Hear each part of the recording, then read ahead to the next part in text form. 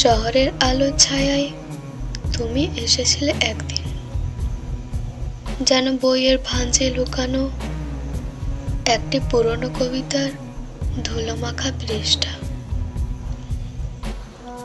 তোমার চোখে ভোরের রোদ আর ঠোঁটে ছিল সন্ধ্যার আকাশ।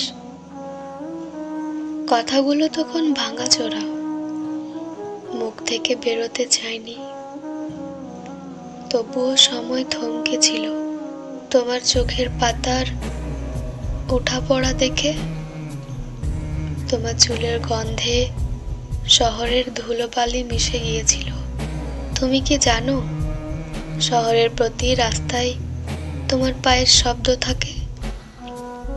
তোমার হেসে ফেলা বাতাসে লেগে থাকে মিষ্টি স্বপ্নের মতো। তখন মোবাইলের স্ক্রিনে তোমার পাঠানো এক একটি শব্দ যেন শব্দের থেকেও বেশি। জীবনের নীরব কাব্য, কেমন আছো, এই 3 শব্দে বাধা থাকতো অজানা এক সমুদ্রের ঢেউ।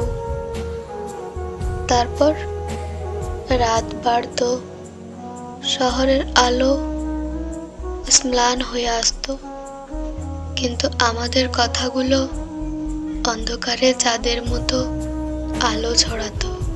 আমরা তখন একটা ভার্চুয়াল চাঁদের নিচে বসে একটা পুরো পৃথিবী ভ্রমণ করতাম। তোমার ভালোবাসা প্রকাশ ছিল নিঃশব্দ, মনে আছে?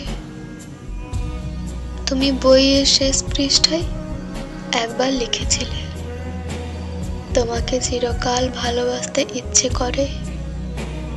কথাটা খুব সাদামাটা, তবুও এর ভেতর একখণ্ড আকাশ ছিল।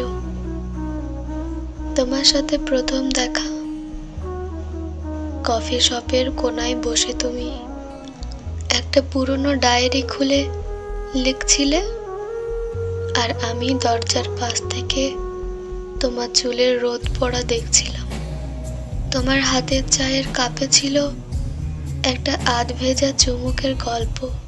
আমাদের মাঝে ছিল হাজারটা অপ্রকাশিত শব্দের দেওয়াল।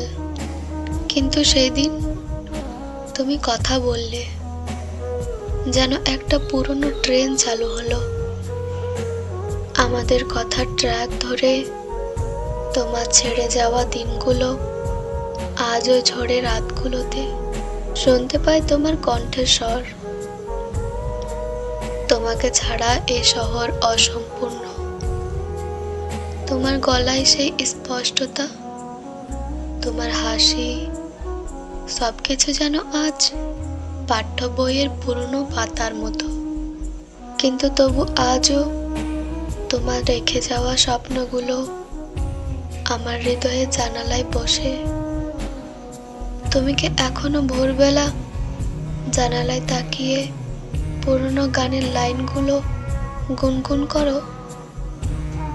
তুমি কি এখনো জানো, আমাদের গল্পটা অর্ধেক থেকে যায়, তবু এই শহরের গল্পে তোমার স্মৃতি এক নিঃশব্দ কবিতা।